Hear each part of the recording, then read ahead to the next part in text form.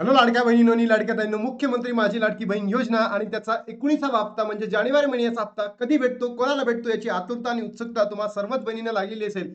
तत्पूर्वी ज्याही बहिणींना 17वा हप्ता आणि 18वा हप्ता भेटलेला नाहीये, ज्यामुळे त्यांना आता 19वा हप्ता भेटणार का? म्हणजेच सोबत 19 प्लस 17, 18 हे हप्ते भेटणार का? म्हणजेच पेंडिंग हप्ते भेटणार का? त्याचबरोबर ई-के-वाय-सीची जी नवीन प्रक्रिया आहे ती सुरू झालेली आहे का? त्याचबरोबर लाडक्या बहिणींनो, जो विनंती अर्ज काय होत आहे, व्हायरल होत आहे, तो खरंच योग्य आहे का? अनेक बहिणींनी प्रश्न विचारले, की "दादा मला विनंती अर्ज भेटलेला नाहीये. ते सगळं फेक आहे." सगळं तुम्हाला व्हिडिओच्या माध्यमातून सांगणार आहे आणि तत्पूर्वी लाडक्या बहिणींनो, आदितीताई तटकरेंनी बघा 181 हा टोल नंबर दिलाय. 181 हा टोल नंबर दिलेला आहे आणि या टोल नंबरला जाऊन तुम्ही आपला जे इश्यूज आहे, इथे मांडू शकता आणि इथे तुमचे जे ज्याही कारणास्तव तुमचा अर्ज बंद झालेला आहे किंवा तुमचा लाभ बंद झालेला आहे त्याचे कारण तुम्ही या ठिकाणी विचारू शकता. सगळंच डिटेलमध्ये इन विथ प्रूफ सहित तुम्हाला या व्हिडिओमध्ये दाखवणार आहे. बघा लाडक्या बहिणींनो, हा अशा पद्धतीचा विनंती अर्ज महाराष्ट्रातील प्रत्येक जिल्ह्यांमध्ये आला आहे का?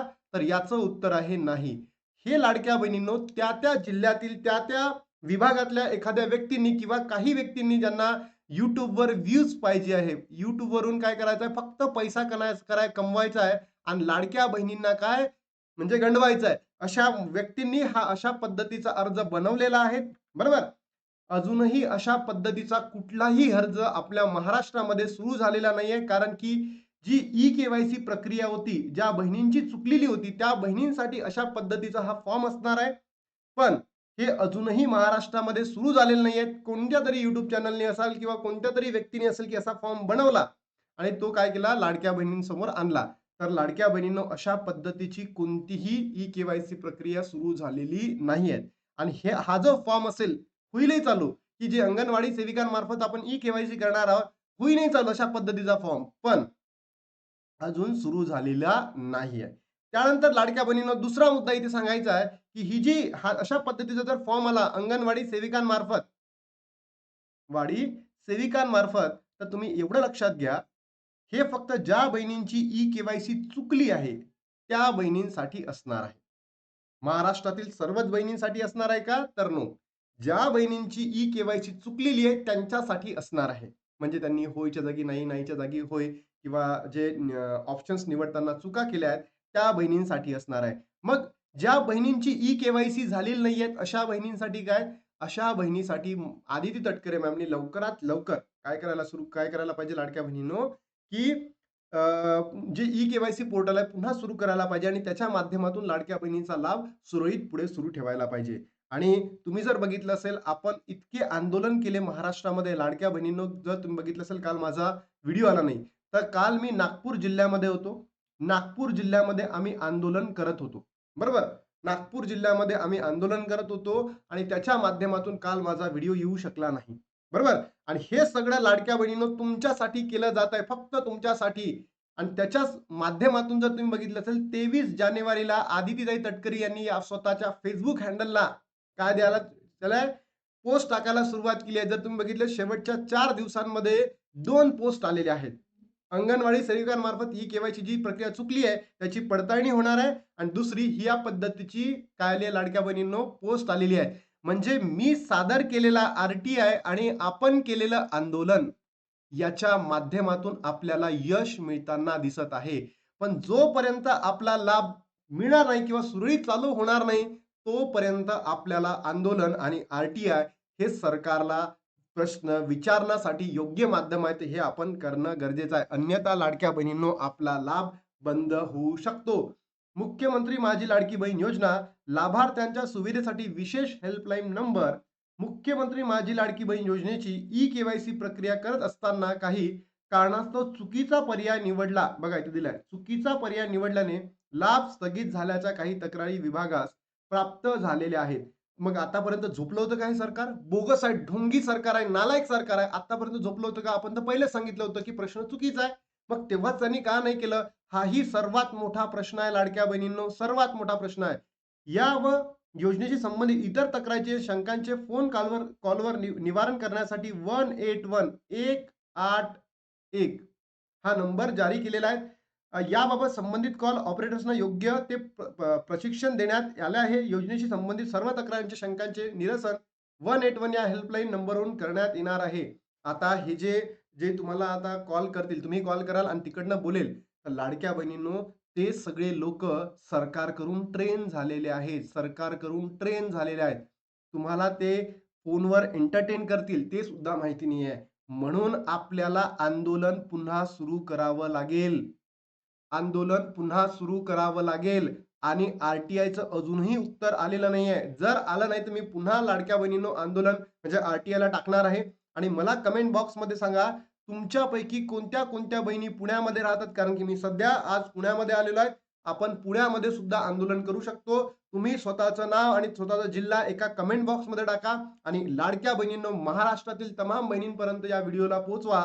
कारण जर आपण असं केलं नाही तर सरकार आपला लाभ बंद करणार आहे. सर्व लाडक्या बहिणींनी आवश्यकता भरल्यास या सुविधांचा लाभ घ्यावा. पण आदितीताई तुम्हीच बघा हो, तुम्ही स्वतः महिला आहे आणि महाराष्ट्रातील इतक्या गोरगरिबीन बहिणी आहेत, तुम्ही त्यांच्या समस्या समजून घेत नाही आहेत. तुम्ही ई-के-वाय-सी संपायच्या अगोदरच ही प्रोसेस करायला पाहिजे होती. जी 31 तारीख आहे ना, ती 31 तारीख वाढवून द्यायला पाहिजे होती आणि आज 23 जानेवारी आहे. तुम्ही ती तारीखही वाढवली नाही आहे आणि तुम्ही म्हणता टोल नंबर जारी केलेला आहे. खरंच लाडक्या बहिणींनो तुम्हाला वाटतं का हे टोल नंबर आपल्या समस्या सोडवू शकतं? तर याचं उत्तर आहे नाही म्हणजे नाही. तुम्हाला लाडक्या बहिणींनो आंदोलन करणं गरजेचंच आहे. तुमचा लाभ सुरू होणार नाही. करोडो बहिणी मी सांगतोय बघा, अल्मोस्ट 50 लाखापर्यंत बहिणींची ई-के-वाय-सी झालेली नाही. त्यानंतर 24 लाख नंबर पुढे आलेला आहे, की ज्या बहिणींची ई-के-वाय-सी चुकली आहे, लाभ बंद झालेला आहे.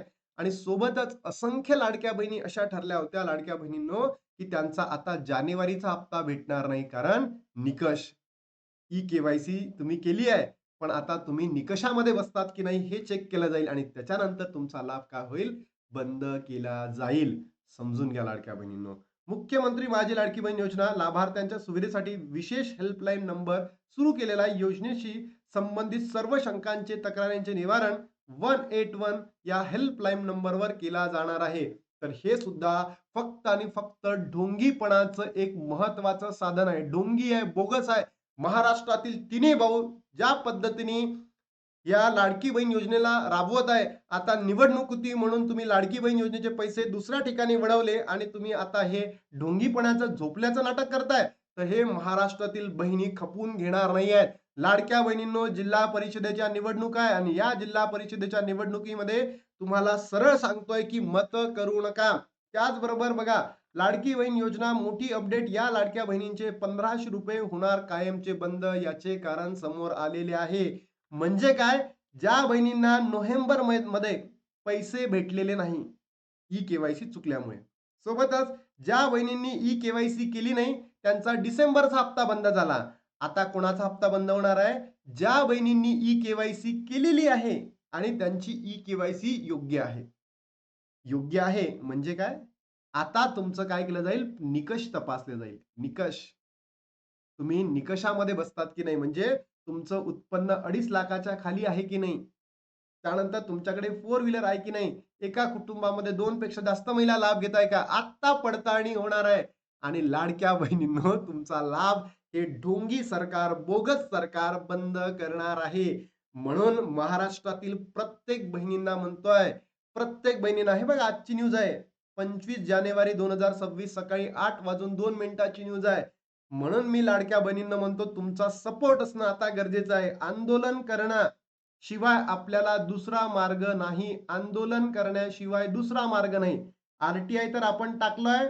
आपण दुसराही आर-टी-आय या ठिकाणी आता उपस्थित करणार आहोत. सरकारने जर येणाऱ्या 3 ते 4 दिवसांमध्ये आपल्याला रिप्लाय नाही दिला किंवा या वीकमध्ये रिप्लाय दिला नाही, तर आपण दुसरा आर-टी-आय सरकारच्या विरोधात टाकणार आहोत आणि लाडकी बहीण योजनेची संपूर्ण जेही गोष्टी घडलेल्या आहेत, सरकारने ज्या लाडक्या बहिणींचा पैसा बंद करून इलेक्शनसाठी वापरलाय, सगळं आपण पुढे आणणार आहोत.